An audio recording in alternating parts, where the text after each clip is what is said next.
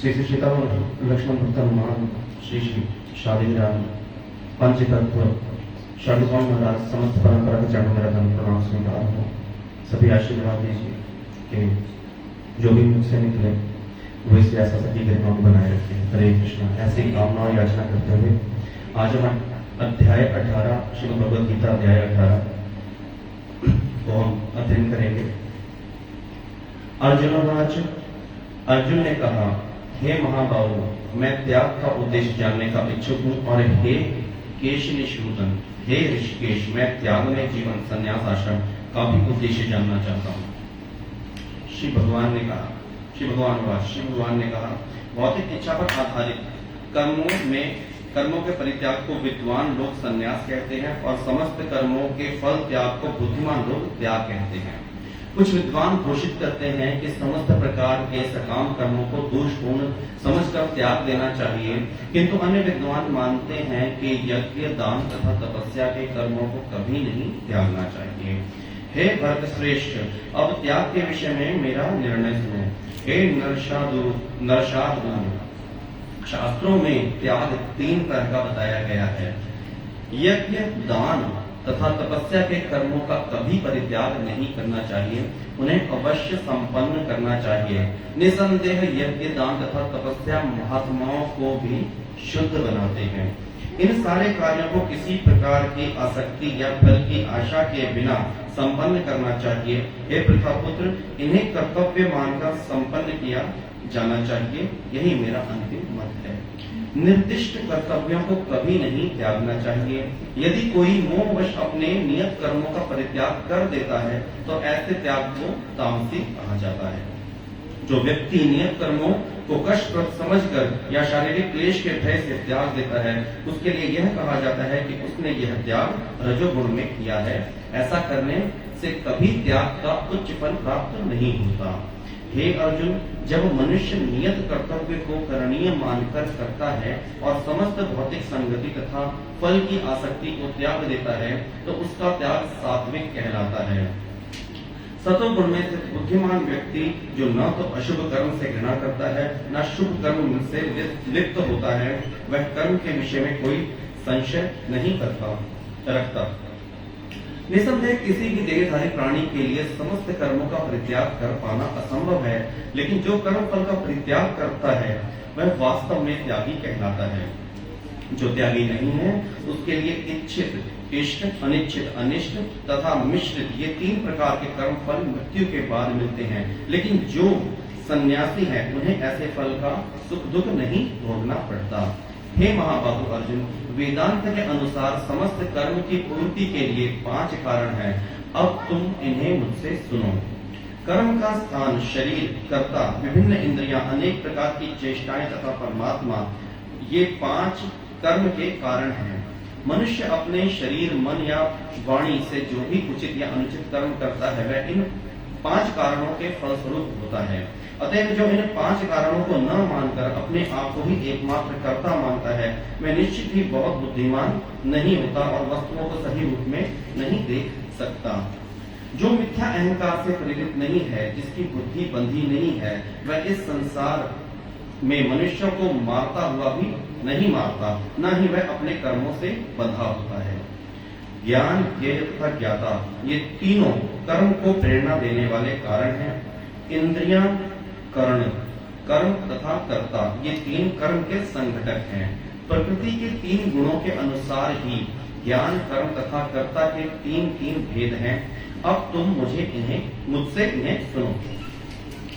जिस ज्ञान से अनंत रूपों में विभक्त सारे जीवों में एक ही अविभक्त आध्यात्मिक प्रकृति देखी जाती है, उसे ही तुम सात्विक जानो।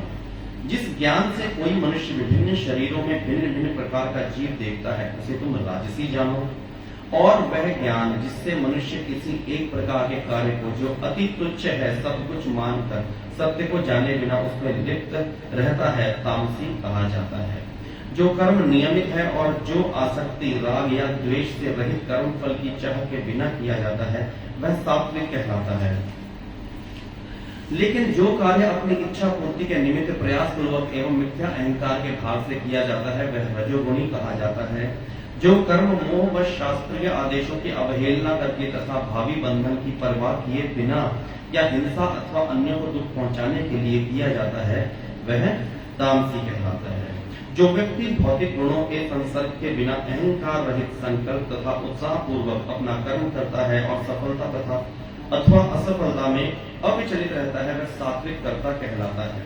जो कर्ता कर्म तथा कर्म फल के प्रति आसक्त होकर फलों का भोग करना चाहता है तथा जो लोभी, सदैव ईर्ष्यालु, अपवित्र और सुख दुख से विचलित होने वाला है, वह राजसी कहा जाता है।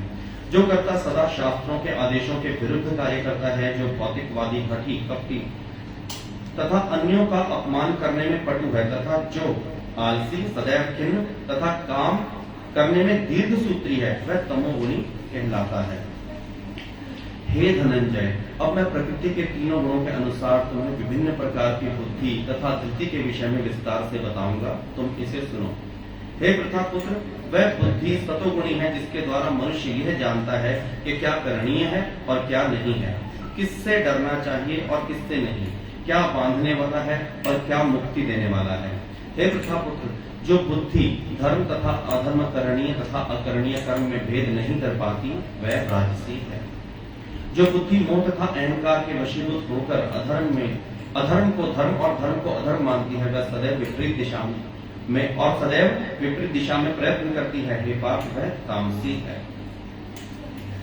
हे प्रथापुत्र, जो अटूट है, जिसे योगाभ्यास द्वारा अचल रहकर धारण किया जाता है और जो इस प्रकार मन, प्राण तथा इंद्रियों के कार्यकलापों को वश में रखती है, वह धृति सात्विक है। लेकिन हे अर्जुन, जिस धृति से मनुष्य धर्म, अर्थ तथा काम के फलों में लिप्त बना रहता है, वह राजसी है।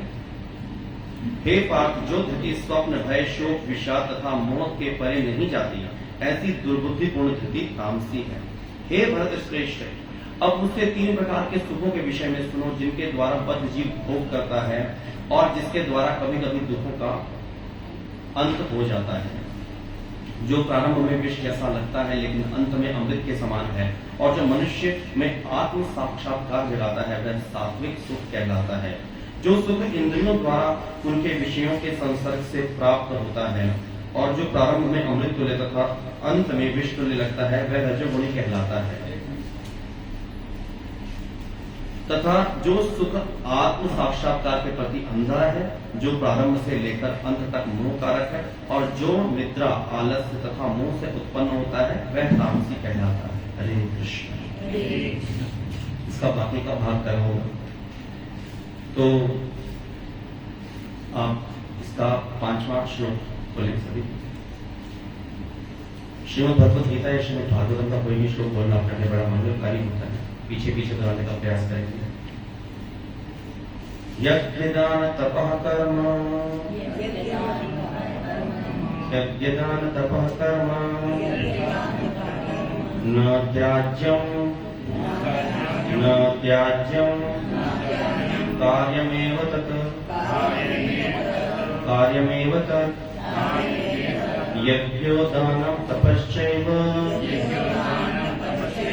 यज्ञो दानं तपश्चैव, पावनानि मनीषिणां, पावनानि मनीषिणां।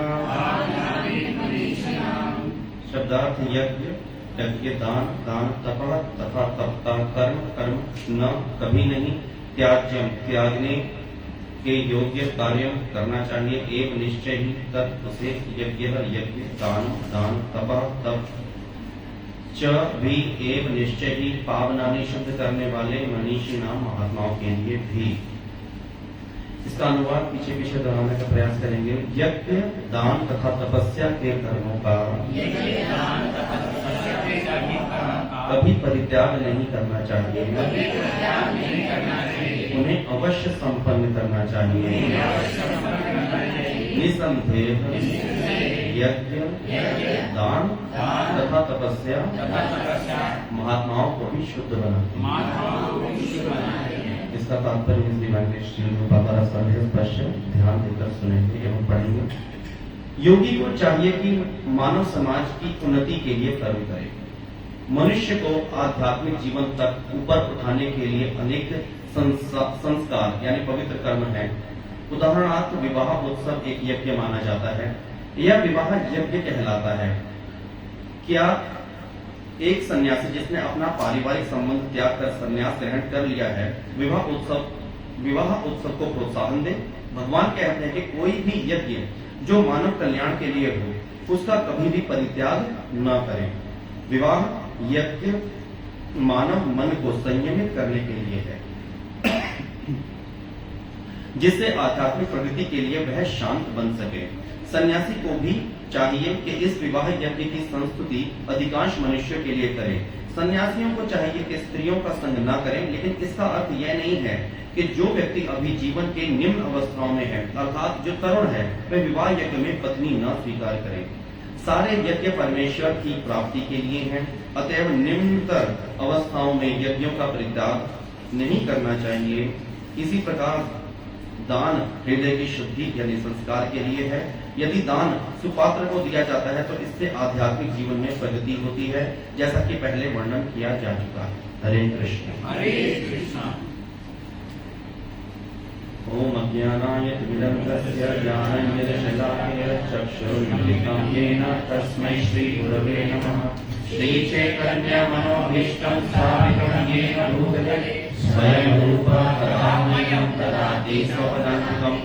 वन्देऽहं श्रीगुरो श्रीपद्मं श्रीगुरून् वैष्णवांश्च श्रीरूपं साग्रजातं सहगणरघुनाथान्वितं तं सजीवं साद्वैतं सावधूतं परिजनसहितं श्रीकृष्ण चैतन्यदेवं श्रीराधा कृष्ण पादान् सहगण ललिता श्रीविशाखान्वितांश्च।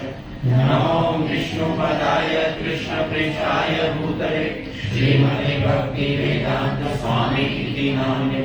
नमस्ते सारस्वते देवे गौरवाणी प्रचारिणी निर्विशेष शून्यवादी पाश्चात्य देशकारिणी। हे कृष्णा करुणा सिंधु दीनबंधु जगत्पते गोपेश गोपिका कांत नमस्ते। भक्त कांचन गौरांगी श्री राधे वृंदावनेश्वरी विश्वात्मसुते देवी प्रणमामि हरिप्रिये। वाञ्छाकल्पतरुभ्यश्च कृपा सिन्धुभ्य एव च पतितानां पावनेभ्यो वैष्णवेभ्यो नमो नमः। जय श्री कृष्ण चैतन्य प्रभु नित्यानंद श्री अद्वैत श्रीवासादि गौर भक्तवृंद। हरे कृष्णा कृष्णा कृष्णा हरे हरे हरे राम राम राम हरे हरे। ग्रंथावतार श्रील भागवतम की जय, भगवान श्रीमद् भगवद गीता की जय। हरे कृष्ण। प्रभुपाद जी तात्पर्य में बता रहे हैं एक महात्मा की, एक योगी की जो ड्यूटीज हैं वो ऐसी होनी चाहिए कि भले ही वह स्वयं सन्यासी है और वह इस पारिवारिक बंधन से मुक्त हो चुका है, परंतु एक गुरु की ड्यूटी क्या होती है कि जैसे प्रभुपाद जी कहते हैं प्योरिटी इज द फोर्स। अभी प्योरिटी बनाकर रखना, खास तौर से उस जगह जहां प्रभुपाद जी गए थे, जहां हिप्पी कल्चर था, जहां पे लिविंग रिलेशनशिप्स और इस प्रकार की अनियंत्रित यौन संबंधों का एक कल्चर था, तो वहां पर अपने डिसाइपल्स को शुद्ध रखना, साथ ही उनको एक नियंत्रित रूप से भोग की आज्ञा इसलिए देना ताकि उनकी आध्यात्मिक प्रगति में बाधा ना आ सके। क्योंकि ये जो खास तौर से इस प्रकार का जो यौन सुख है वो हमेशा बड़े बड़े ऋषि मुनि तक फेल हो जाते हैं। जैसे हम देखते हैं कि पायल की झनकार मात्र से मेनका की कैसे 50,000 साल की तपस्या भंग हो गई थी विश्वामित्र जी की।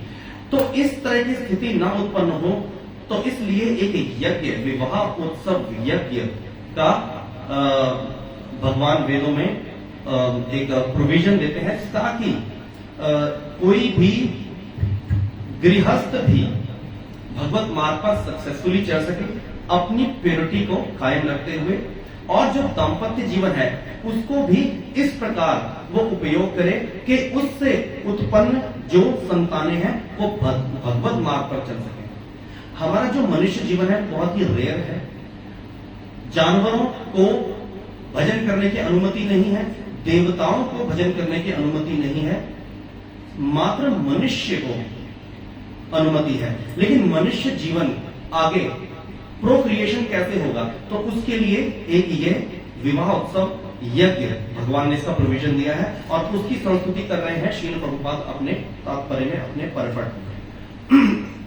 जो कोर इस श्लोक का जो कोर है वो है बेसिकली कि व्हाट इज यज्ञ? यज्ञ इज द नेम ऑफ भगवान हिमसेल्फ। भगवान को यज्ञ कहा जाता है। यज्ञ पुरुष कौन है? विष्णु ही यज्ञ पुरुष है। कोई भी हम कार्य करते हैं तो अगर हम उसे यज्ञ तभी कह सकते हैं अगर उससे एंड रिजल्ट क्या आ रहा है कि भगवान की प्रसन्नता हो रही है। अगर वो कृष्ण सेंटर्ड होकर वो कोई कार्य किया जा रहा है, फॉर एग्जाम्पल कोई माता चावलों को साफ कर रही है, चावलों को साफ कर रही है, लेकिन अगर वो ये सोचकर चावलों को साफ कर रही है कि मेरे पुत्र को चावल बहुत प्रिय है इसलिए मैं साफ कर रही हूं, तो ये कृष्ण सेंटर्ड कार्य नहीं हुआ। परंतु अगर वो ये कहे कि ये मैं चावलों को साफ करूं और ऐसे अच्छे से करूं कि कृष्ण को जब भोग लगे तो कुछ भी इसमें कोई कंकड़ पत्थर ना रह जाए। Now this is what, this is again a kind of yajna. Any work which is done for the pleasure of lord is called as yajna. तो इसलिए भगवान स्वयं कह रहे हैं कि मेरा जो इसमें जो निर्णय है कि वैराग्य में करना क्या चाहिए, वैराग्य किस प्रकार का होना चाहिए। वैराग्य ऐसा नहीं होना चाहिए कि अकर्मण्य हो गए, वेले बैठ गए बस घर में कि नहीं जी मेरा तो संसारिक बंधन मेरे छूट गए हैं या मैं छोड़ दूंगा तो मैं अब संन्यास ले लूंगा, तो लेना देना ही नहीं। सन्यासी तो प्रभुपाद जी थे, संन्यास दीक्षा तो उनकी भी हुई थी, उन्होंने भी, लेकिन उन्होंने विवाह तक संपन्न करवाए अपने डिसाइपल्स के। दैट मीन्स कि हमें अपने जो कार्य हैं, जिस यज्ञ दान तपस्या के कर्मों को कभी परित्याग नहीं करना चाहिए, उन्हें अवश्य संपन्न करना चाहिए, क्योंकि यज्ञ दान तथा तपस्या महात्माओं को भी शुद्ध बनाते हैं। भगवान की सेवा इतनी रोबस्ट सेवा है इस्कॉन के अंदर, अगर हम देखें तो सुबह से लेकर रात तक इतनी रोबस्ट एक फ्रेमवर्क बनाया हुआ प्रभुपाद जी ने कि अकर्मण्य होना का तो कोई सोच ही नहीं सकता। वैराग्य किस चीज से? वैराग्य कोई 100% वैराग्य कैसे ले सकता है कि काम ही नहीं करेगा? वो वैराग्य नहीं होता, उसे रजोगुणी कहा गया है। ऐसा वैराग्य जिसके अंदर हमने काम ही नहीं करना, वो रजोगुणी कहा गया है। सात्विक वैराग्य क्या है? जिसके अंदर हम वो कार्य करें, यज्ञ दान और तपस्या, जिससे भगवत प्राप्ति का मार्ग प्रशस्त हो। यज्ञ यज्ञ यानी कि भगवान कहते हैं ना कि भोक्ता नाम यज्ञ तत्साम सर्वलोक महेश्वरम। जितने भी तुम जो भी कार्य करते हो उसका भोक्ता मैं ही हूं, तो मुझे मान लो भोक्ता, और मेरे थॉट प्रोसेस, मुझे थॉट प्रोसेस में रख के फिर वो कार्य करो। बच्चे पालने हैं जी, नहीं है टाइम भजन जाने का। अगर मैं ऐसे सोचूं कि भजन जाने का टाइम नहीं है, बच्चे पालने हैं, बच्चे तो मुझे बाय दैट वे पालने पड़ेंगे, और जो भजन में आए वो भी तो बच्चे पाल ही रहे होंगे कि उन्होंने छोड़ दिए बच्चे। द थिंग इज कि हम अगर किसी सिर्फ एक लाइन को रीफ्रेम करके बोले, एक्टिव पैसिव क्या होगा इंग्लिश में, हमने एक्टिव पैसिव किया ना तो उसी प्रकार से अगर हम इसको रीफ्रेम करें सेंटेंस को कि मैंने इसलिए बच्चों का पालन पोषण करना है ताकि उनकी भगवत भक्ति प्रशस्त हो सके, यही सेम काम क्या बन गया? अभी भक्ति बन गया। प्रभु जी ने 2 दिन पहले और कल भी एक बात हमें बार बार रिएटरेट कर रहे हैं। क्या बात बता रहे हैं, बार बार क्या रिमेंबर करवा रहे हैं कि हम जब भी किसी ऐसे कार्य की चेष्टा करते हैं जिसका एंड रिजल्ट भगवान की प्रसन्नता है, तो उसे सर्वोच्च भक्ति बोला गया है। उसमें आपका यज्ञ भी आ जाता है, उसमें आपका तप भी आ जाता है। What is तप? तप वर्ड मीन्स गर्मी, ताप, तप। जब हम अग्नि में किसी चीज को रखते हैं तो वो भस्म हो जाती है। जब शरीर को अग्नि के सुपुर्द किया जाता है तो शरीर भस्म हो जाता है। अग्नि उस हर चीज को जला सकती है जो हम नहीं है। अग्नि हर उस चीज को जला सकती है जो हम नहीं है। तो एक भगवत गीता का जो प्रथम ज्ञान है, जो हमेशा कांत प्रभु जी हमें रिमाइंड कराते रहते हैं कि प्रथम ज्ञान क्या है कि हम ये शरीर नहीं है। तो यानी कि जो तपस्या है, तपस्या क्या करेगी? हमारे अंदर के जितने भी अवगुण है, देखिए हम बेसिकली भगवतीय गुणों का एक क्या है, एक क्लस्टर है, लेकिन हमें हमारे ऊपर माया ने मिट्टी चढ़ा दी है, जिसके कारण से क्या हो गया, हमारे भगवतीय गुण आसुरी गुणों से ढक गए हैं। वो आसुरी गुण हमारा एसेट नहीं है, वो हमारा है ही नहीं। वो जो क्या कहते हैं उसे,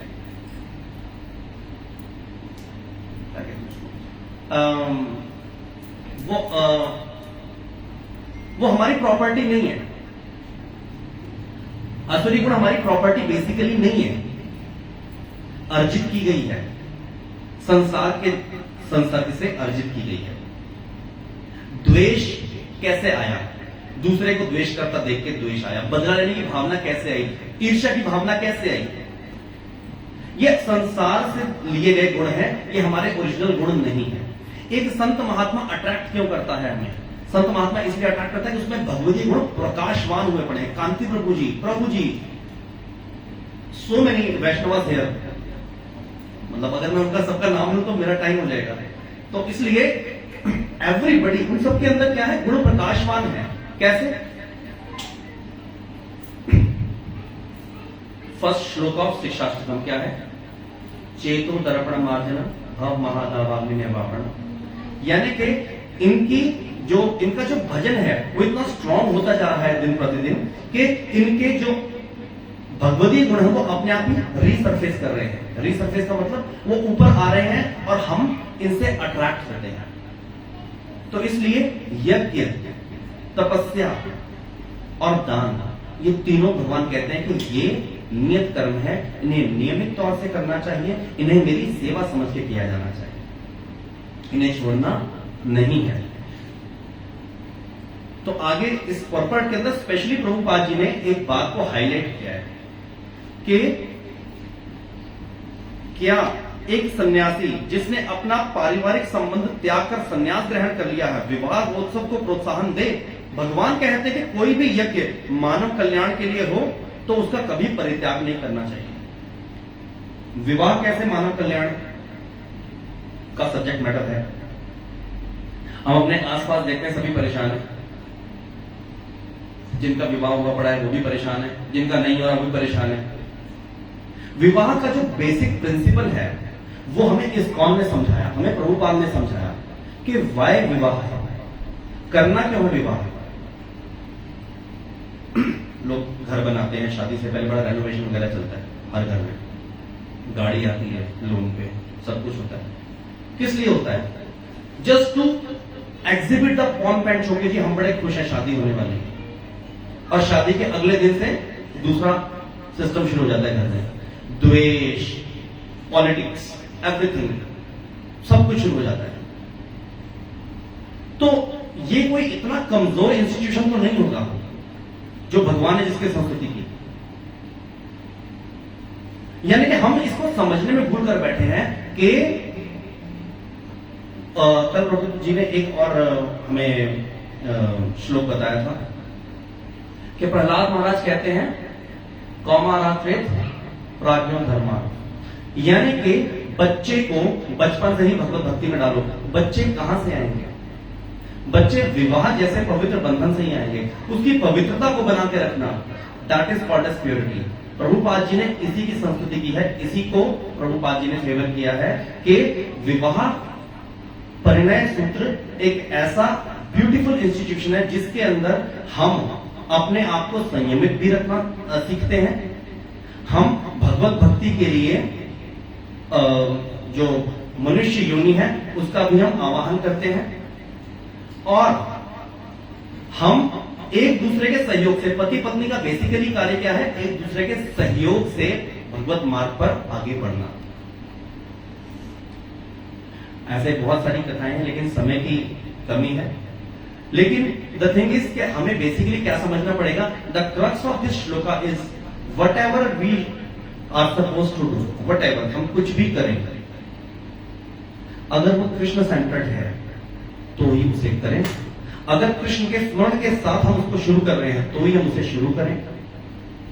अन्यथा अगर कोई और चीज प्रेरणा बन रहा है तो उसको हम बिल्कुल ही रिजेक्ट करें उस कर्म को, and then we will be successful in Krishna consciousness, जैसा प्रभुपाद जी हमें चाहते हैं। हरे कृष्णा हरे कृष्णा हरे कृष्णा कृष्ण कृष्ण हरे हरे, हरे राम राम राम हरे।